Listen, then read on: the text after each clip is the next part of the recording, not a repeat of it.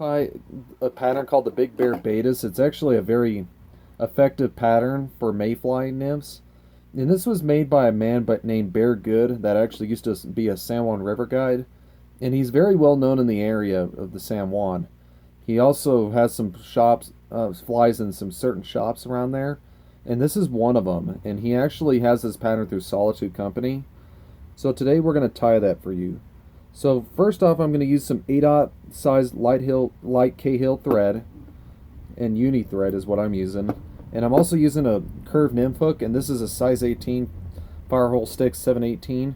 But you can go smaller on this one as well. You don't have to do it at this size. You can also go bigger if you wanted to as well.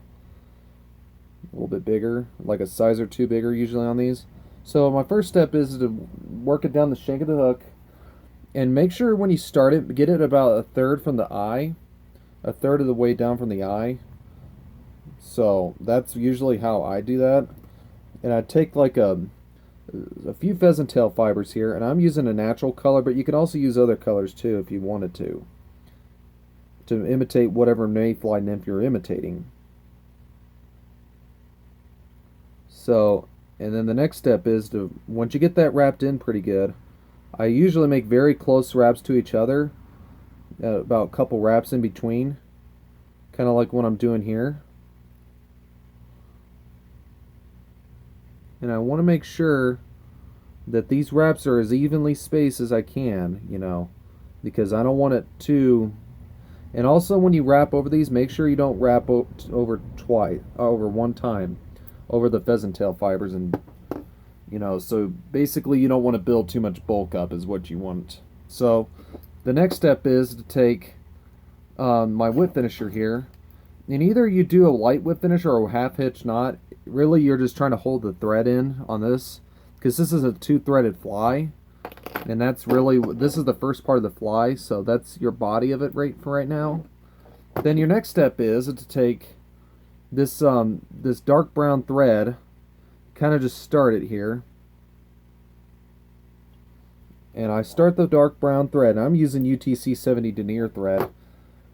And then the next step is to take some I'm going to use some poly yarns, not poly yarn, anton yarn in black. So that's what I use on this fly, and that's what traditionally was used. So I want to cut off this end here that's not kind of just jumbled up there.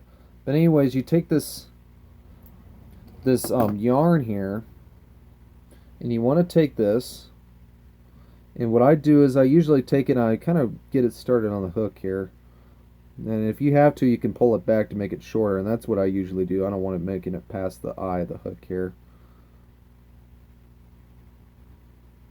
Well, that's not too good. Let me try that again.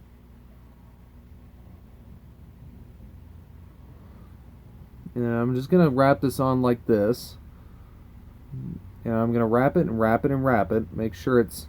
And I want to make sure it has like this hump in there. You want to make it build a thorax with this, is what you want.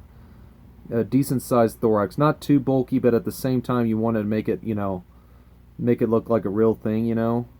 Because the thing is with these is you have a kind of a bulky thorax on the mayfly nymphs.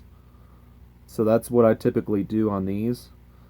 And that's about where I want it. So then your next step is to take this here and wrap it over after you make the thorax on it. Build kind of a nice thorax. And then your next step is to take this